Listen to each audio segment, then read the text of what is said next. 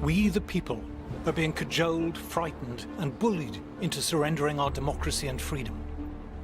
This film is a rallying cry. We must fight for our independence, for the right to determine ourselves the laws under which we live, and for the freedom to shape our own future. This is the most important voting decision that any of us is going to make in our lifetime. With general elections, it doesn't really matter who you vote for, Conservative or Labour, because you know that in 4 years' time, you can change your mind. This time, you can't change your mind. This time is for keeps. In this film, we'll see how the EU works. It's like heaven for the politician or bureaucrat because it's power without accountability. It was devised to make sure that the great mass of the people could not control government ever again. The EU is turning into a dictatorship, and this is not overstating it. We will see what the EU has done to Britain. The EU has just obliterated the English fishing industry altogether. The European policies that we face are really the single biggest threat to our competitiveness. We'll see why Fortress Europe has been such a calamity for the European economy. What we see is the EU bringing up the drawbridge. The European Union has become an economic basket case. Certainly it is not in our economic interests to remain within the European Union. No way. We will look at the risks of tying our fate to the failing EU. Extremism at both ends is being fostered by the anti-democratic nature of the European Union. Far from being it safer for us to be in the EU, there are dangers that go along with us being members of the EU, being dragged into situations we don't want to get in. And we'll look at how independence could transform Britain. We have huge scope for creating vast numbers of new jobs. Outside Europe, we could have prosperity on a level that we can't even imagine now. We're being asked to give up the right to govern ourselves. What are we being offered in return that could possibly be worth it? Just shows utter contempt for what they think people are like, because they really do believe that these little trinkets are going to buy us off. What really matters is that you should have the power to remove the people who govern you.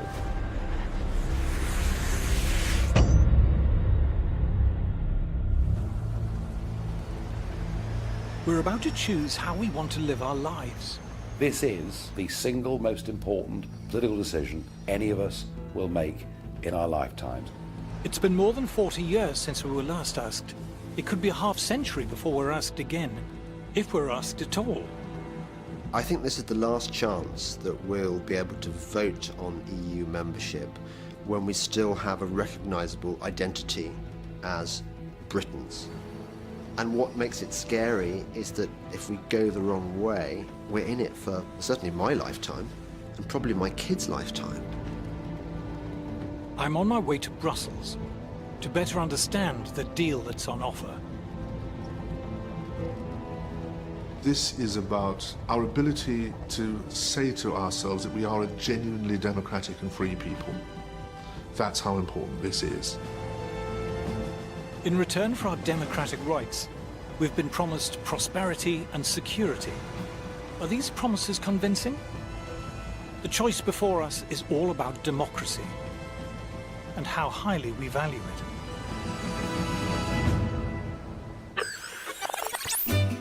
The word democracy comes from the ancient Greek. The demos is the people. The people are meant to be in charge, not politicians or bureaucrats. They're meant to serve us, not rule us. We have given them some power, but only temporarily, and we can take it away from them if they displease us. That's the theory. The EU, s'il vous plaît. Straight off, there's a snag. On my quest to understand the EU, my first challenge is to find it. There are over 90 EU buildings here in Brussels, and a load more in Strasbourg and Luxembourg. As impressive as the modernist buildings is the number of directorates, councils, commissions and ministries which occupy them. But here the EU slips its first cog. For a democracy to function, there needs to be transparency. We, the people, need to know how the system works.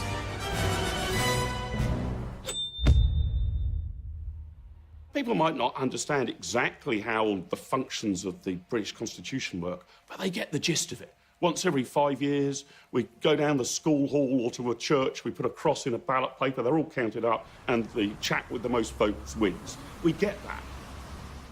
You try working out how a European Commissioner is appointed. It's positively Kafkaesque. You can't actually get your head around who does what, why, and who is answerable to who. The European Union, which imposes laws on 28 countries, is made up of 7 main institutions, which include the European Council, the Council of the European Union, the Court of Justice of the European Union, the European Commission, and the European Parliament. Do you know the difference between the European Council, the Council of the European Union, and the Council of Europe? It's a very good question. Tell me how many presidents there are in the European Union. How many presidents? Yeah. I'd guess at 1. There's 2 presidents, for goodness sake. I don't know what the difference between the 2 4. presidents is. There's 4 presidents, you say. There are squads of committees and presidents of this and commissioners of that. The expression I really hate is pooled sovereignty. It's bollocks. The people of Slovenia have no more idea than the people of the UK and the people of Sweden or the people of Spain what in fact is going on. I wouldn't profess to understand the detail of how it all works. And I think part of that is deliberate. One side knows. If one side is a priesthood and knows how it all works, and the rest of us, ordinary citizens, don't know how it works, a massive transfer of power takes place. It was devised to make sure that the great mass of the people could not control government ever again.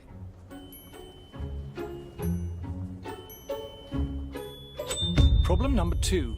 For a democracy to function, you need to know who's running it. A democracy only works if you know who your representatives are. David Cameron, tough, tries to hide it, probably quite a nasty piece of work. Tony Blair, oily. There is only room for one in the lifeboat, Tony Blair. The ordinary voter, who's going to hand them all this power, can make up their mind whether they like them, dislike them, because they see them in the papers, they hear them on the radio, they watch them on the telly. Do you recognise this man? No. No. Do you recognise that man? No. I challenge you to name almost any of them. Do you recognise this guy? No. There's that chap Juncker. Is he one of them? I didn't know whether it was just the British being a bit thick, so I thought I'd ask some folk in Brussels.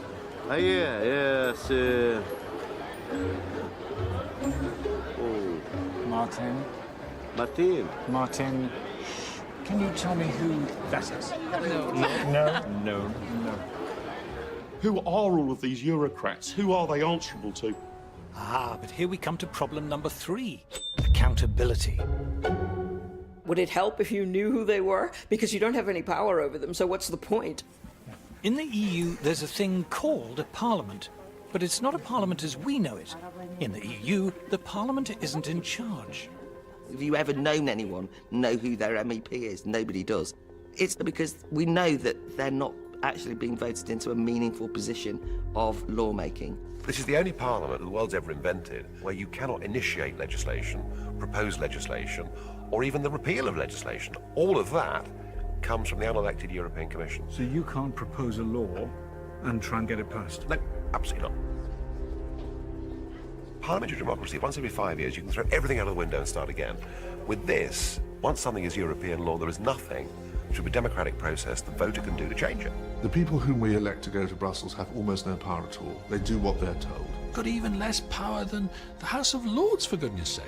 Our votes for these people are pointless.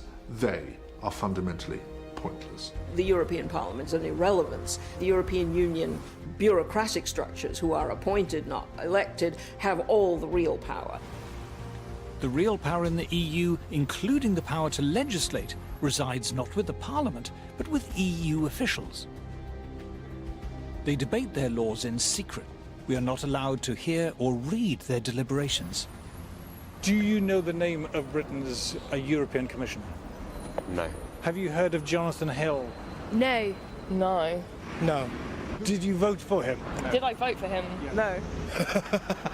No.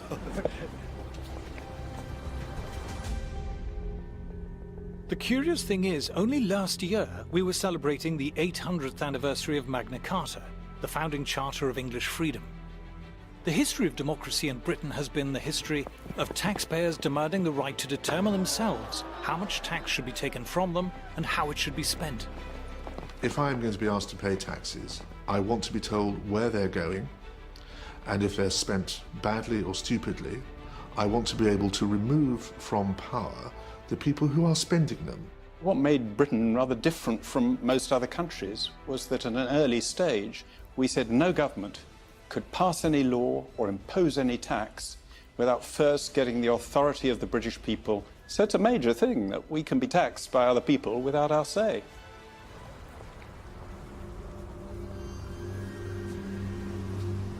We are now subjects of a vastly complex state machine run by anonymous officials whom we didn't elect, but who have the power to impose on us laws that we haven't debated and have no democratic means of repealing. People who say to you that the European Union is undemocratic fundamentally misunderstand the European Union. It is anti-democratic. But to EU officials and politicians, it's like a warm bath. It's like heaven for the politician or bureaucrat because it's power without accountability. The reason why all the major political parties are massively in favour of Europe is because when their careers are blown out of the water here, they're stumbling around for a job. No commercial organisation is going to hire them. They know what a collection of shits they are, right? There's only one place that will hire them. They can get a job there, which gives them the freedom not to have to face the electorate. It's extremely well paid, it's more or less permanent, they don't have any constituents and they don't have any worry about being thrown out at elections. So they say, stay with the European project, I'll be making myself 200-300 grand a year. It'll be fantastic, and at the end of it I'll get a peerage. It's great. Since they're not directly accountable to the tax-paying public, EU politicians and bureaucrats have understandably been more than generous to themselves in pay and perks. This is the much talked about Brussels gravy train, and here's my handy guide. This is the shopping centre. But this is all for politicians and bureaucrats. It's not for members of the public. No. So you get your own hair salon and your nail bar. Get your nails done. Your nails done. There's a sauna, there's a massage parlour as well. Why would they not want to stay here, living a life of luxury? There are a number of people here who are paid more than the British Prime Minister. Ah, you might say, but how many? 4, 10, 100? 10,000. There are 10,000 people here paid more than David Cameron. That's 1 in 5 of everyone who works for the EU. If you're an EU official, there's the relocation allowance, the household allowance, the family allowance, the entertainment allowance, the private healthcare allowance, the private education for your kids allowance. The healthcare allowance includes free Viagra. You would have thought that would come under entertainment. If you're an MEP, you get an extra £250 a day for being good enough to turn up, another £41,000 a year on top of that to cover phone bills and computers, and another £225,000 a year on top of that to cover staffing costs, which in years gone by often meant spouse or children. And to cap it all, they've decided to charge themselves a special low rate of tax. But it's not just the officials and politicians who benefit. The EU diverts great rivers of taxpayers' cash to the tax-consuming middle-class intelligentsia in our sprawling, publicly funded establishment. The European Union is very good at purchasing the loyalty of powerful and articulate interests in all the member states. When we hear great public institutions, quangos, museums and campaign groups, waxing lyrical about the EU, we have to remember the EU gives them vast amounts of our money.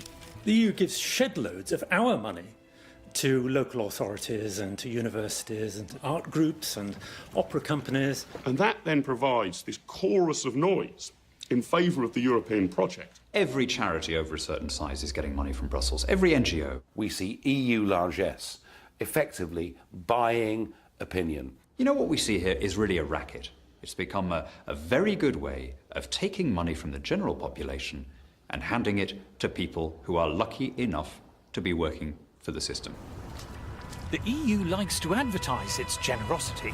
Here in the northeast, for example. European Union investing in your future. Isn't that good of them? I wonder where they got the money. The Sage Arts Centre at Gateshead, we're often reminded, was built with the help of EU money. But what you're not told is that if you live in the northeast, for every £1 that comes from the EU, you have to pay the EU £2.30 in tax. But that's not the only price the Geordies have to pay for EU membership. I'm heading down the river to the mouth of the Tyne.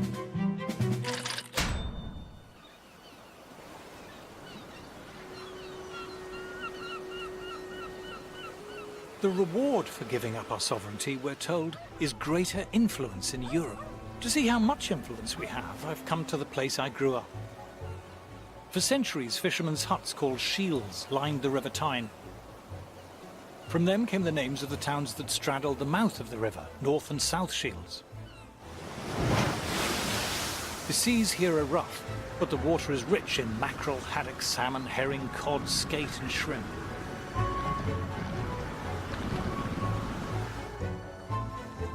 By the early 20th century, 14,000 tons of fish a year was being landed here at North Shields. There's a daily fish auction here still, in a building part funded by the EU. £24 in, 24 you back in, 24 in, 25, £25. 40 quid for them. 30 pound for them. In a corner of one of the halls sits fewer than 100 boxes, part filled with fish. A dozen or so fishermen and merchants surround them. £26.27, £27 yen, 28, £28.29, £29, £30, £30. 74-year-old fish merchant John Ellis has been buying at this auction since the 1950s. Better place, £6 with it.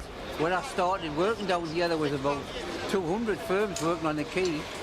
There was haulage firms on the quay who had 30 and 40 wagons that used to ship the fish away. And how many boxes would there be in the market then? In them days, 8, 10, 12, and then you would get also, you get 1,000. 12,000 boxes a day? Uh-huh. So with different place? You couldn't have the next man. You couldn't get moved. Now with this, well, I think the average for the year, it'll just be about 200 boxes a day. So it's quite nothing, isn't it?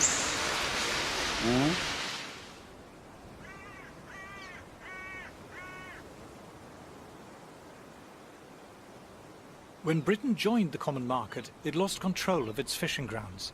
When quotas were imposed, several other European countries lobbied the EU for Britain's fishing rights to be divided up between them.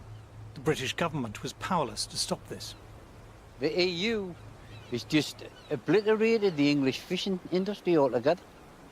The quota system they've got now is it's just mad. Local fishermen were now banned from fishing in waters they'd fished successfully for centuries. Oh, just beyond the pier over there. In fact, it might be there today, this great big Dutchman, but that Dutchman's got 25% of the whole quota of all of England. It's only 3 or 4 miles off the Tyne, catching herring and mackerel. Local fleet can't catch herring and mackerel, and it's right on the doorstep. There is still a prospering North Atlantic fishing industry, but only in countries that have retained their independence. Well, look at the Icelandics and the Faroes and the Norwegians. They sell millions of pounds worth of fish to us. And they're outside the common market. But you tell me a common market country that buys fish off us, but they send the fishing boats to the North Sea to catch our fish. And it's just madness. The EU has been paying British fishermen to destroy their boats. They said the fishermen, if you want to get out the industry, will give you a lump sum. This here looks like an old boat that's been destroyed. They just watch them with big chainsaws, cutting the old wooden boats up and burning them. The EU pays fishermen to leave an industry and destroy their boats. That's right. While at the same time giving rights to people elsewhere to fish the same waters. Oh, that's right, uh-huh.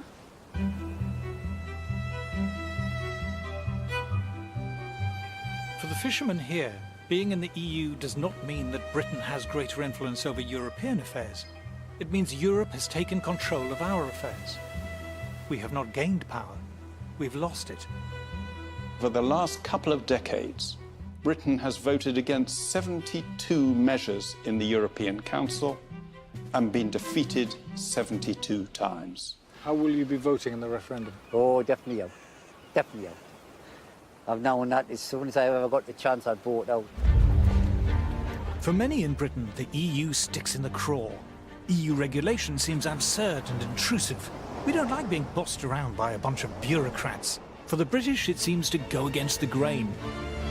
There's a huge cultural difference. I've seen it for myself when I was in government, when I went to meetings of the Council of Ministers. They thought I came from another planet. There is still in many parts of the continent a notion that the way that society should be organised is to have a class of wise, experienced, public-spirited experts who will run things in the best interests of all. The British historically have been deeply sceptical of this kind of approach. Britain, I think, does stand out within Europe, and one of the odd things is why they want to keep us in the club, given that they're always complaining about us. Why are British the cussed ones in Europe? Why are we so attached to our independence and freedom? Why do we take so badly to regulation? Where does it all come from? The British freed themselves from suffocating feudal regulation centuries before the Europeans.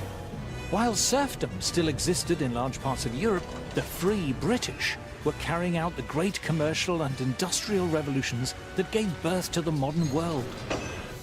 In the 19th century, unregulated Britain was the pioneer of global free trade, workshop of the world, dominating the world economy like a leviathan. Even on the eve of the First World War, Britain was building around 60% of the world's commercial ships and owned almost half the world's cargo-carrying ocean-going steamers. But the First World War changed everything. New ministries were set up as the government extended its control over every aspect of British life. Industry became heavily regulated. First shipping, then the collieries, railways, canals, and agriculture. The Great War is, in this as in many other respects, a great watershed in British history. During the war, there's incredibly detailed state control of a whole range of industries. By the end of the war, there's a feeling that there needs to be much more permanent regulation and control of society by the state. A company was no longer private property. It was a national asset to be directed from above. The government increasingly thought that it should plan, it should control, it should regulate. When the war was over, so was the excuse for government regulation, and many were scrapped, but not all of them, and not for long. British government sought to deliberately cartelise and control the major sectors of the British economy, basically checking the spirit of initiative and innovation that had been such a dominant feature of the British manufacturing sector in the 19th century.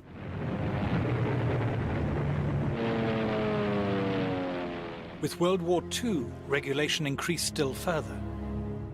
War planning gave politicians and administrators unprecedented control over our lives. And after the war, they were unwilling to hand back their power. We won the war, so we think that governments must be pretty good, and as a result, everything is then planned. How we build houses, what houses should look like, how they should be decorated, who should live in them. Virtually every area of life, we had boards of experts working out the best way to do things. A young couple has dropped in for advice on setting up home. First, they're shown how to avoid overcrowding a room. Always allow at least 18 inches between chairs and other furniture. Everything from heavy industry down to clothes, food, and children's toys were regulated. If you didn't manage a doll at Christmas, this is probably why. All restrictions on toy making have been lifted, but export has the first claim. Britain became perhaps the most state-controlled and regulated economy in Europe. The regulation of business, trade, commerce of all kinds was much, much greater than anywhere else. Regulations, price fixing, protectionism, supporting failed industries. A heavily regulated economy, ordered from above, the politicians assured us, would be a screaming success. But the very opposite happened. The purpose of regulation was to end wasteful competition, but it was competition that had kept industry efficient and innovative. Nimble entrepreneurs who were rewarded for success and punished for failure were now replaced by plodding bureaucrats ticking boxes. Productivity and output plummeted. Shortages pushed up prices. The buying power of the average wage, £5 to £6, has shrunk at an alarming rate. But first among offenders in increasing prices was the government itself. Coal rose, affecting other industries. Electricity charges went up. Then as we get more money, everything goes up, doesn't it? It must be this inflation they're all talking about. For ordinary British consumers, life was grim. Goods were either unavailable, unaffordable, or heavily rationed. Good news came with a sticky end to sweet rationing. For 9 years, mouths had watered for this great day. And it was too much of a tummy ache for the country's economy. And soon, personal points came back.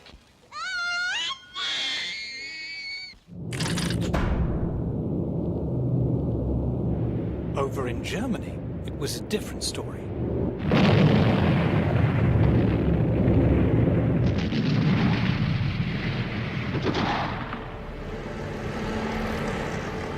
The war had left Germany little more than smoking rubble.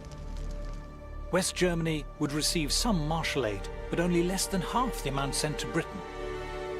At the end of the Second World War, Germany was a ruin. If you see the old footage, it was absolutely flattened.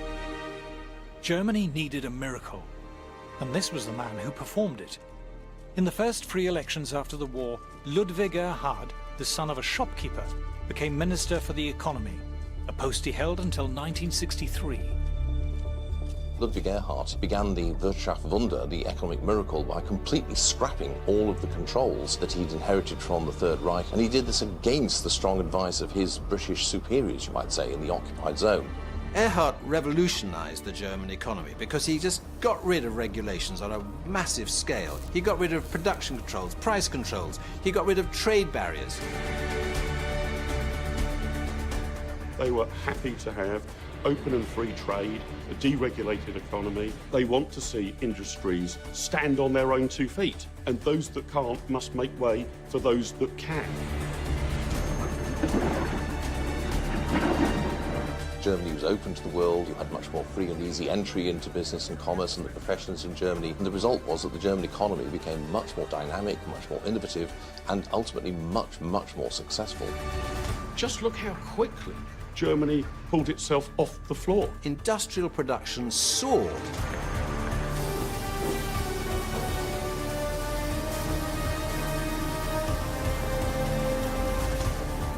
In Britain, there were shortages and rising prices. In Germany, goods were abundant and wages rose steeply. The result for the ordinary person in Germany was sensational, because the production of all consumer goods rose, the prices came down. Britain, who won the war, was still rationed for year after year after year, whereas Germany, who lost the war, rationing was abolished. Before you know it, just a decade or two of this approach, and it's a powerhouse of Europe. Contemporaries described it as a miracle. By the time Erhard left office, he had transformed Germany from a pile of smoking ruins to the third biggest economic power in the world.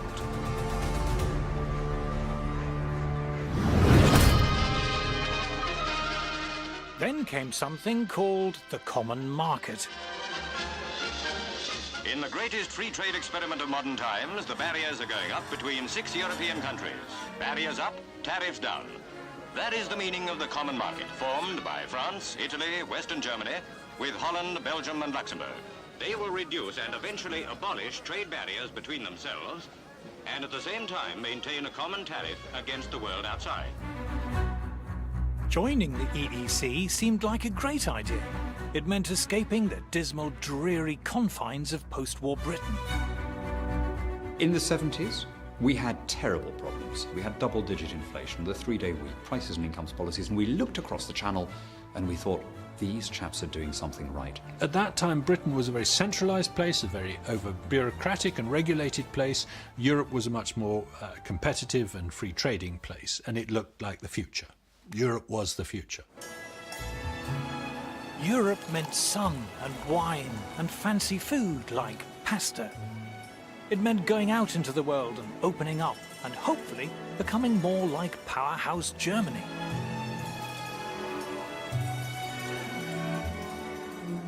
But the architect of the EEC was not German. He was French. Jean Monnet was steeped in the French bureaucratic big state tradition. Indeed, he had spent the Second World War in Britain, helping to create the very regulations which had all but destroyed the post-war British economy. When Britain joined in 1973, we should have seen what was coming. When the documentation was brought in for signing, it took 2 strong men to carry it. Of a new and a greater united Europe.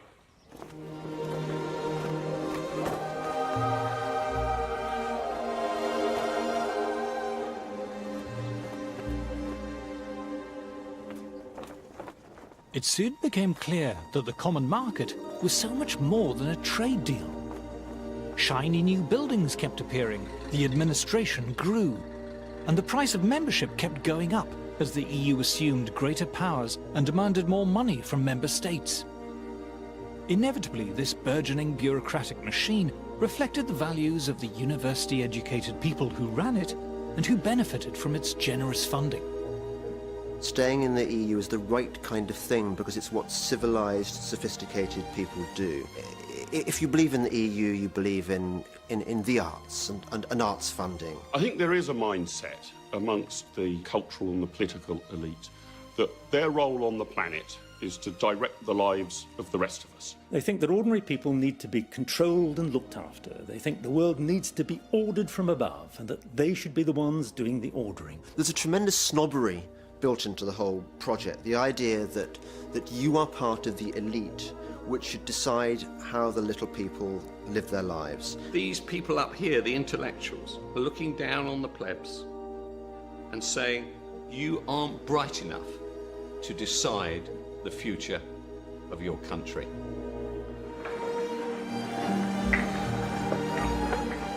As the EU's powers steadily increased, so did the number of regulators and the volume of regulation. The bureaucratic class can find no area of human life that they don't want to write a rule book about. What vacuum cleaner you've got, where you get your hair cut, what kind of size your shoes are, and those rule books stack up one on top of the other, such that no reasonable human being could now possibly have an understanding of all the rules they need to obey.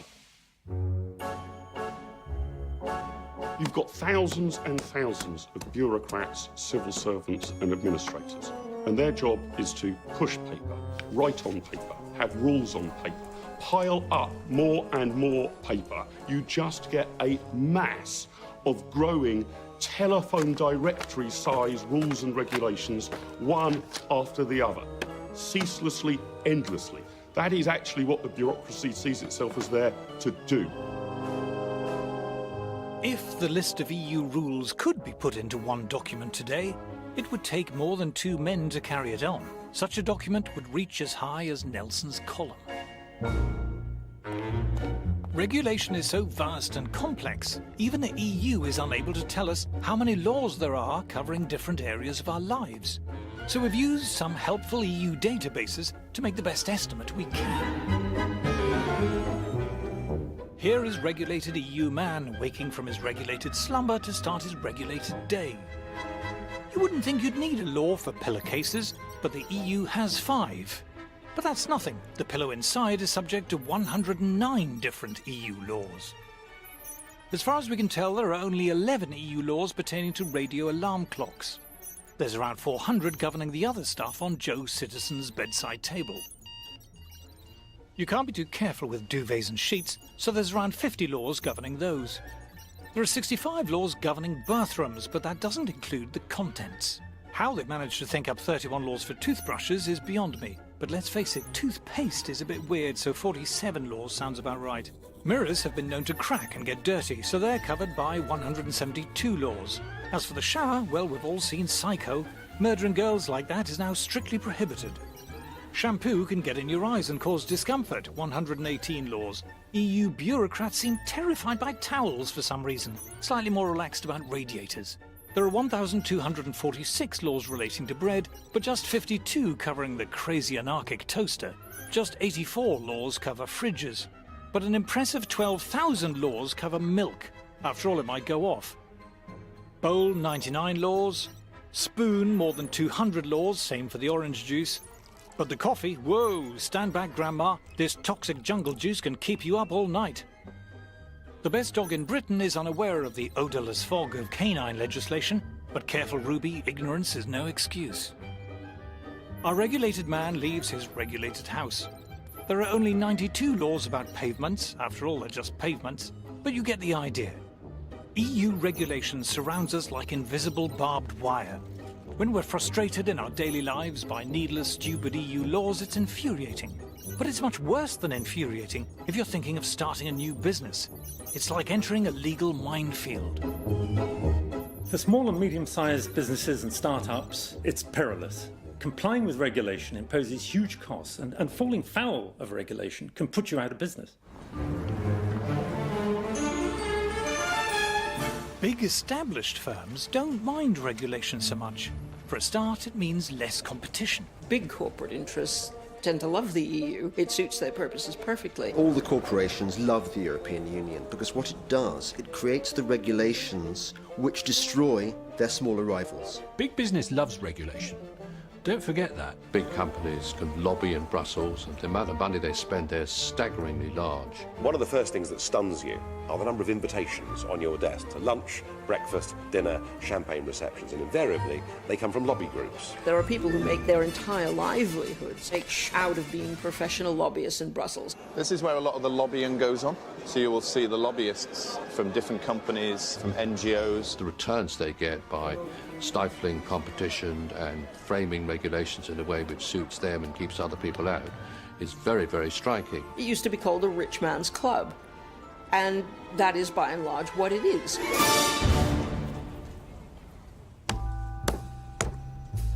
But regulation doesn't just stifle competition at home. To illustrate this, let us imagine a less than efficient European manufacturer. The firm was great back in the day, but over the years they've let things slip a bit. The factory's a bit shabby, but it's homely, and they like to do things the traditional way. What they lack in efficiency and new ideas, they make up for in old-world charm. Oh, crikey, what's this? A pesky new rival firm somewhere in Asia. They've got lab coats. And just look how good he is at maths. His mate too, not quite as good. And they're checking all the products, the big swats.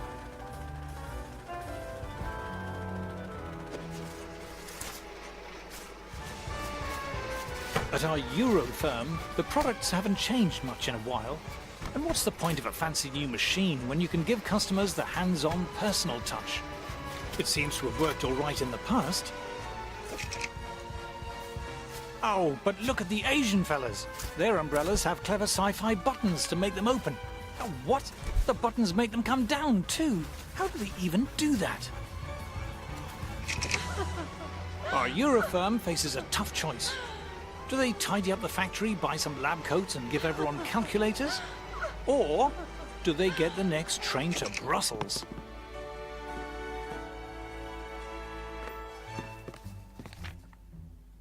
Over at the EU Directorate of External Relations Commission Council, a sympathetic official hears the problem.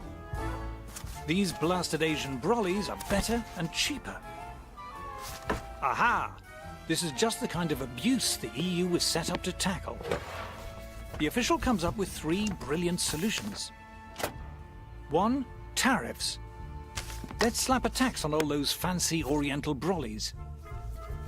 2. Quotas. Let's limit the number of Asian brollies coming in.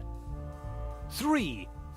Complex and cleverly drafted regulations, saying you have to wear braces and eat spaghetti to make brollies. With protectionism, you are basically trying to protect industries that otherwise wouldn't do very well in a competitive environment. Otherwise, you wouldn't bother to protect them. You only create a trade barrier because somebody else has got a better, cheaper product. Otherwise, why would you create a barrier? What we have here is something that portrays itself as a free trade area, but is actually erecting barriers and walls to the rest of the world. Our inefficient manufacturer is delighted. But how about the rest of us? If you are propping up and sustaining inefficient ways of doing business, then the people who suffer are the customers. You are preventing your citizens from accessing better, cheaper products. You name it, TVs, laptops, sofas, EU regulation and trade barriers pushes up the price of everything. The cost of living goes up, Europeans get poorer.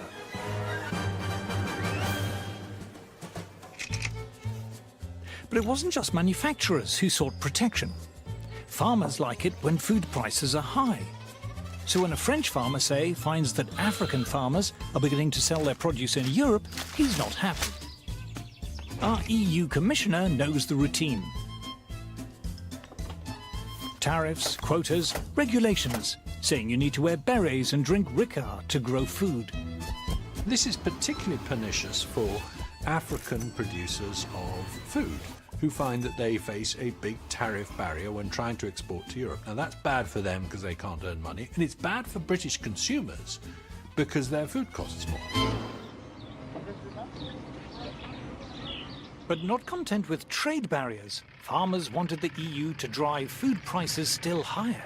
To that end, the EU bought gigantic amounts of agricultural produce and simply allowed it to rot, creating an artificial shortage which pushed up prices. These were the famous wine lakes and butter mountains. In northern France, part of the so-called butter mountain. The British say that heaps of butter like this are indefensible follies. The French say they're necessary and completely sensible. It didn't take long for people to wise up to the absurdity of it. And not just its absurdity, its immorality, frankly. All this is rotten for us consumers. Because of the EU, for decades, food and drink has cost far more than it should. It adds between 10 and 20% to the cost of food.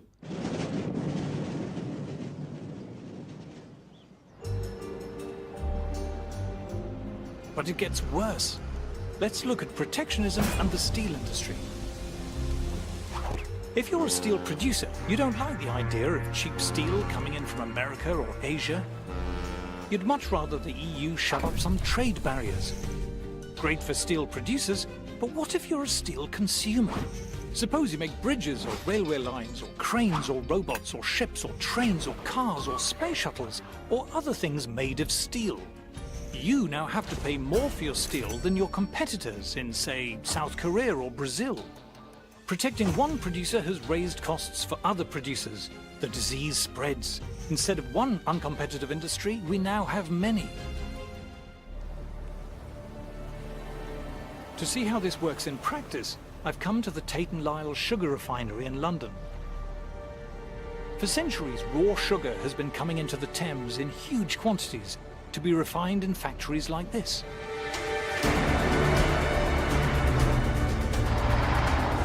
In the raw sugar shed, over 60,000 tons of raw cane sugar stands ready for processing.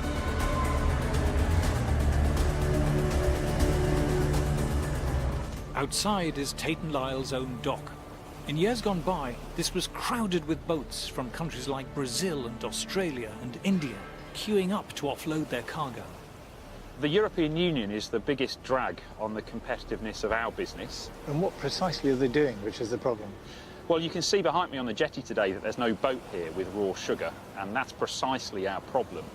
The boats that deliver our raw sugar here to London, the sugar on them, the cost of that is inflated by the fact that the European Union restricts who we can buy that sugar from, and on much of the sugar they also charge us import tariffs. When inefficient European beet sugar producers asked the EU for protective barriers against cane sugar producers around the world, it was a blow to refiners like Tate & Lyle. On some of the boats of sugar that we bring in, we can be paying anywhere between 2 to 3.5 million euros in extra costs because of the European policies. As costs have risen, so has the price of sugar for consumers, while Tate & Lyle's turnover and profits have been hit. It threatens the 850 jobs here in East London, and it's meant that we've had to downsize the refinery by about 50% since 2009. How strong is the feeling against the EU at the moment here? Walk around the refinery, talk to the people here. They absolutely know that no matter how hard they work, no matter how productive they are, the regulations that the European Union set can still crush us. Protecting inefficient producers ends up dragging down good producers. Whereas up till 2009 we were exporting 300,000 tonnes of sugar, because the European regulations have made us uncompetitive. Not only have we stopped exporting that sugar, but we also now face around 250,000 tonnes of imports into the UK to compete with as well. So it's a double whammy, if you like. And we estimate that probably costs the UK economy something like 80 to 90 million euros a year, just for this one factory. Instead of looking out to the whole world, what we see is the EU bringing up the drawbridge. The EU has slid from free trade into crony capitalism and protectionism. Protection hurts consumers who have to pay more for inferior products. It hurts industries whose costs are forced higher. In the end, it even hurts the firms who are protected. Protecting a firm from competition does not make it more competitive. Suddenly you can relax and put the kettle on. Competition forces you to be sharp and buck up your ideas. Remove that and it's like pulling the plug out. By protecting more and more industries year after year, Europe has ended up with a moribund, ailing economy. If you prop up failing, antiquated businesses that can't naturally compete, you get stagnation in the economy, not growth. Protectionism impoverishes all of Europe. It makes all of us worse off. Then the shock came when the World Trade Organization, or WTO, was set up. The walls of Fortress Europe began to crumble. From the developed world to the developing world, the tariff reductions are expected to sow the seeds of global economic growth. The World Trade Organization, where both we and the European Union are members, has made huge progress in sweeping away tariffs and other barriers. We have begun to see an opening up of the markets, thanks largely to the World Trade Organization. Every major country in the world is now bound by its rules. Tariffs and other trade barriers were shredded, as you can see. The World Trade Organization has driven down most of the tariffs. In the EU, the average tariff on agricultural products has fallen to 12%, and on manufactured goods, just 4%. Europe's industries now face the challenge of international competition. I think the European Union is learning a very hard lesson. But if you're insulated from competition decade after decade, it comes as a bit of a shock when it arrives. Growth in the EU, already feeble, has more or less ground to a halt, with youth unemployment reaching staggering proportions. The EU badly needs its own post-war German-style economic miracle. But far from slashing regulation, the mountainous burden keeps growing. It constantly wants to achieve growth through harmonization, top-down control and central direction. And we know those don't work. It militates against precisely the kind of individual initiative and innovation that is at the heart of economic growth. Regulation is the enemy of competition, and competition is the engine of growth. Therefore, it is no surprise that the European Union has become an economic basket case. Every continent now is outgrowing Europe. When you think of the growth rates in China, and then you look at the growth rate in the European Union, that tells me that we are in the wrong place. We joined the European Union and it's become the world's only declining trade bloc. Far from hitching our wagon to a dynamic economic locomotive, we've shackled ourselves to a corpse. The people have never given a bigger vote of no confidence in Brussels. Today, world markets were nervously watching. The stock market has not been reassured. What the European Union has become in the 21st century is what Britain was when it was the sick man of Europe. Despite decades of economic decline, the EU elite carries on regardless. They are unmoved by criticism, untroubled by popular discontent. But the frustration of ordinary people is beginning to show. We now have to focus on constructing a firewall to prevent contagion within the Eurozone. What you can see everywhere is a conflict between the visions of a rather narrow kind of professional middle class which has dominated European politics and the reaction against it by the larger bulk of the European population. Eventually, if you stuff dictatorship down the throats of people who don't want it, they will rebel. Unfortunately, in many places, it's taking a very unpleasant form of right-wing populist nationalism. Extremism at both ends is being fostered by the anti-democratic nature of the European Union. What do we see? Far-right parties, ultra-nationalist parties. We don't know what the future of Europe is going to look like, but at the moment it's not looking good. We don't know what political forces are going to rise in the future. We don't know what conflicts we might be dragged into. Far from being it safer for us to be in the EU, there are dangers that go along with us being members of the EU, being dragged into situations we don't want to get in. Marine Le Pen's far-right party came first, winning 25% of the vote.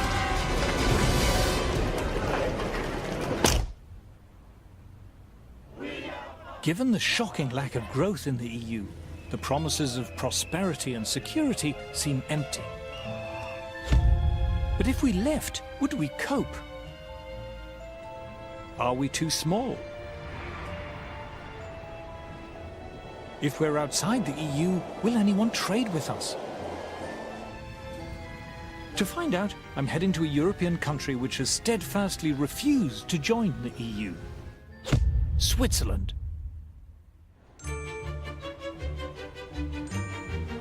It's very pleasant arriving in Zurich. The station's lovely. The bit round it's lovely. In fact, everything's lovely. But then, this is the wealthiest city in the world, ranked as having the highest quality of life in the world.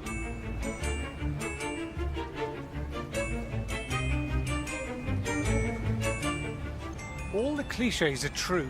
Everything is so neat and efficient. The people are so polite and obliging. And the buildings are beautiful. This place is wealthy, and it's obviously been wealthy for centuries. I want to know how the Swiss are managing to cope without the glorious benefits of EU membership. So I've come to one of Zurich's many lovely coffee houses to meet the veteran Swiss economist and writer Beat Kappeler. So Switzerland is not in the European Union. Is that a problem for you? No, because Switzerland has free trade agreements with many countries in the rest of the world, with Japan, China, Latin America. We're told we need to be in the EU for trade. But Swiss exports per head are 5 times higher than ours. In fact, they're about the most successful exporting nation in the world. Then we're told we need to be in the EU for jobs. We have a very high labor market participation. 83% of all people in working age work. That's much higher than the rest of Europe. Switzerland has one of the lowest unemployment rates in the world, lower than any country in the EU.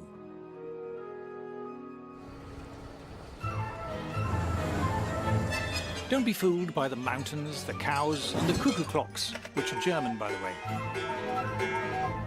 Switzerland is an industrial giant. You might have heard of Nestle and Novartis and Roche, the mining firm Glencore, Liebherr Cranes, the high-tech engineering firm ABB, and of course every posh watch firm you can think of, from Rolex and Omega and Tag Heuer to Patek Philippe and Zenith and Breitling. These are all world-beating giants. Just look at the most valuable companies in Europe. Novartis, Roche, Nestle, they're all Swiss. Yep, Europe's biggest companies aren't even in the EU. Zurich is also one of the world's largest financial centres, despite having a population of less than 2 million, with global firms like UBS and Credit Suisse. Per million of inhabitants, Switzerland has more multinationals than, I think, all other countries. No surprise, then, that Switzerland is about the richest country in the world, with a GDP per head around twice as high as ours. To make the point that actually if we left the EU, we'd be just like another Switzerland, I think is totally bizarre. It is one of the most prosperous countries in the world. Switzerland doesn't just do a bit better than us, it does fantastically better than us. Needless to say, the Swiss are better paid than us, with average wages again around twice as high as ours. What's more, there is far greater income equality here. Labour incomes are about as equally distributed as in Scandinavia. If you think high tax rates lead to equality, look at Switzerland. They have far lower tax rates than we do, but very high levels of income equality. So, without the EU's help, the Swiss seem to be scraping along just fine. But how do we account for Switzerland's truly staggering success?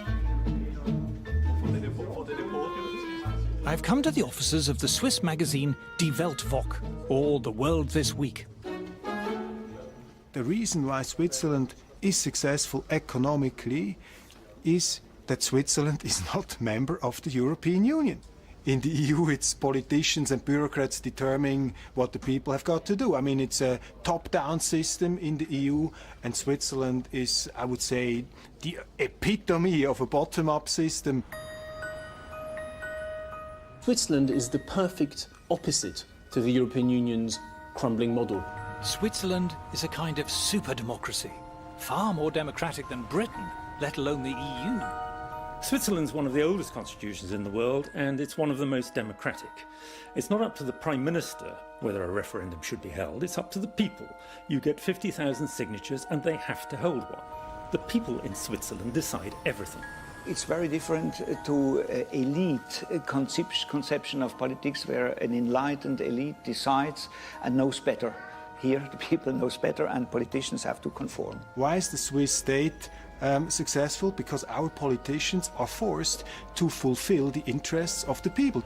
Key to their success is the fact that their class of bureaucrats and politicians, if you will, is kept on a much tighter rein and much greater control by the public. You simply cannot get away with the kind of grandiose plans that you find, say, in France, in Switzerland. The Swiss public simply will not tolerate that. The Swiss economy ranks as one of the least regulated in the world. And according to the EU itself, Swiss industry is also Europe's most innovative. Too much regulation stifles innovation, limits creativity, and so we think this should be the foremost endeavor of politicians to eliminate regulations and not to create them. Switzerland is one of the least regulated economies in the world, and it's also one of the richest countries in the world. This is no coincidence. Do it like the Swiss, have some arrangements with Europe, but be independent and look to the world. Ah, being like Switzerland. That sounds good. But is it that simple? To trade with Europe, won't we need a trade deal? No, there's so much nonsense talked about trade agreements. The EU is a trade deal, and it's very bad for us.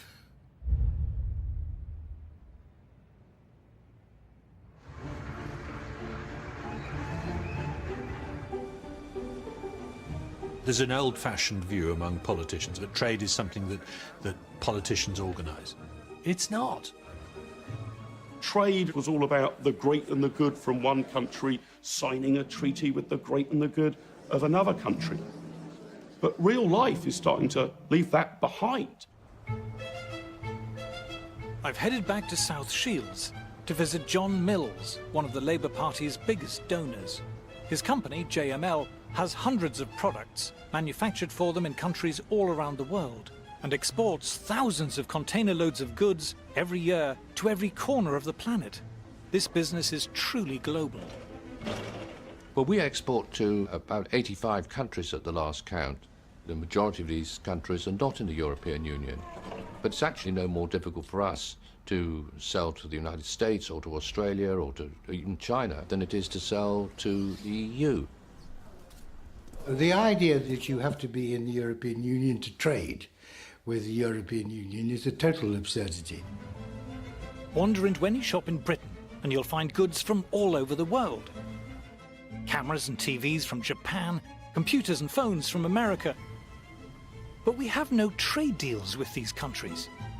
You don't need a trade deal with a country to be able to trade with it. If you go shopping, what do? Well, you buy Chinese goods. You buy Korean goods, you buy American goods, and yet none of those countries are part of the European Union. China doesn't have a trade deal with the European Union, nor does the United States, nor does India. You don't need trade deals. Trade involves having a product or a service which other people are prepared to buy at whatever price you can produce it for. Though we don't need a trade deal to trade with Europe, it's highly likely they will want one. for one simple reason. The EU is desperate to keep its goods flowing into the UK. You go outside, you count, don't take my word for it, go count the number of Audis, BMWs, Mercedes, Volkswagens. You'll find it's over 30% of our market. The Germans' biggest industry needs us to the tune of 16 billion plus every year. We are actually the biggest market for the rest of the European Union. We are not a supplicant. We need a bit of self-belief and a bit of self-confidence. Even though we're EU members, since the turn of the century, the proportion of British trade with the EU has been in steep decline, while trade with the rest of the world has been rising sharply. There's no trade deal at the moment with China. The EU does not have one. But if you look at Anglo-Chinese trade over the last 10 years, say, that has been growing several times faster than Anglo-EU trade, where of course there is a trade deal. Our percentage of trade with the EU is falling virtually by the minute. I mean, it's tumbling even as we conduct this interview. Every single year that goes by, the percentage of British overseas business that is done outside the EU grows at double the rate of the business we do inside the EU. They need us more than we need them. Ah, but what if the EU proposes a trade deal which forces on us open borders and other stuff we don't like? If a proposed trade deal is unacceptable to us, whether it's with the EU or anybody else, we just don't sign it. It's true that British companies who export to the EU will have to comply with EU regulations. But it's also true that EU companies wanting to export to Britain will have to comply with ours.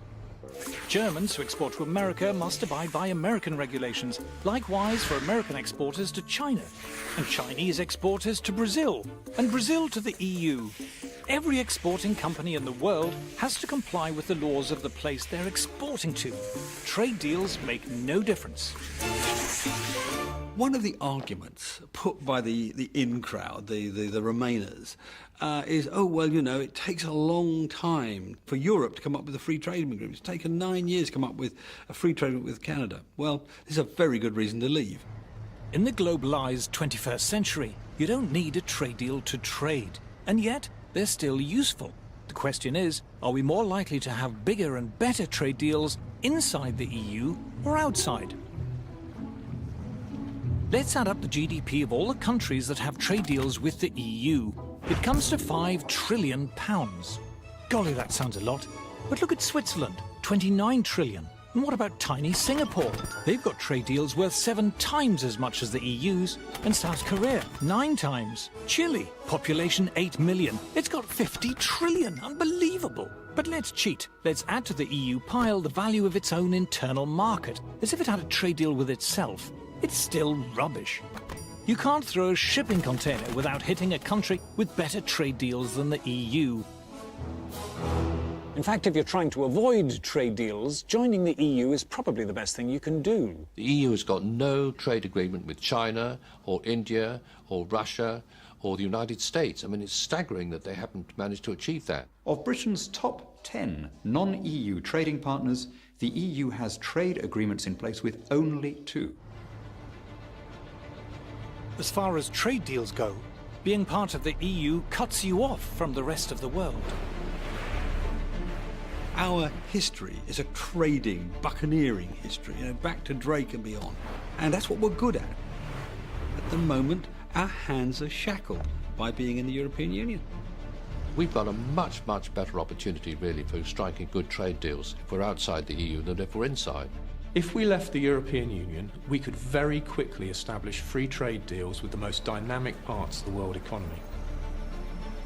Today, Europe doesn't look like the future. The future consists of nations in Asia and America and Africa. Getting stuck in Fortress Europe is the worst thing that could happen to us. The idea that we have to stay in the EU for our prosperity is wrong-headed. Why do we need to attach ourselves to the one part of the world that's doing really badly? Within Europe, we know what our future's going to be to some extent. It's going to be pretty stagnant, while the rest of the world roars ahead. We have huge scope for creating vast numbers of new jobs. Being obsessed with just this corner of the world is being a little European. Outside Europe, we could have prosperity on a level that we can't even imagine now. Escaping Fortress Europe could be a new start for Britain. A return at last to the global commercial and trading giant we were in the 19th century. If we embrace free trade and escape the stultifying restrictions of EU overregulation, there's the potential for an extraordinary economic renaissance. Britain is a great country. I think our economy is poised for much greater things. But I think in the last 2 or 3 decades, something really interesting has happened in this country. We've changed. We've embraced entrepreneurialism. Young people now want to go it alone. They want to run their own businesses. They want to be self-employed. They don't want to work for these big multinationals anymore. They want to build their own multinationals. But to recover this level of prosperity, we must take back the right to govern ourselves. We're being asked to trade in our freedom, and look what we're offered in return. It's about bread and circuses, isn't it? Bread and circuses for the little people. The political class say to us, you needn't worry about sovereignty or any of that stuff. You're going to get better mobile phone rates, and that's the good news. And you're going to get slightly cheaper holidays.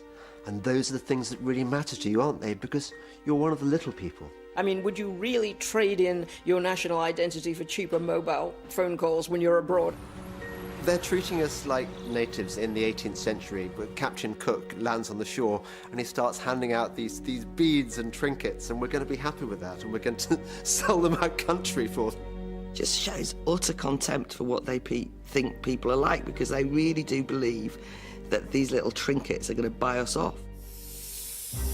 In the referendum, we will be asked to choose.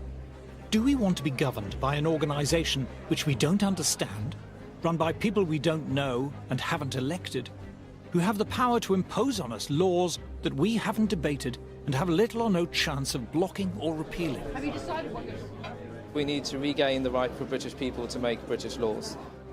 If people believe that the best way to strengthen the United Kingdom is to hand over every year more money and more power to an unaccountable bureaucratic elite in Brussels, then what they should do is campaign to stay in the European Union. It comes down to the essential issue, the working man and woman of this country against people who think we have a better plan and a better mind than you. And if you don't like it, what are you going to do? And the answer is, we're going to vote leave. So... There are a number of issues where I believe that we should be leaving. This is people versus the establishment, people versus the elite. I just hope that the mass of people who may not go around being interviewed much, may never get a look in on any of the media or television, come June the 23rd, will be out there saying, this is our chance to get our own back.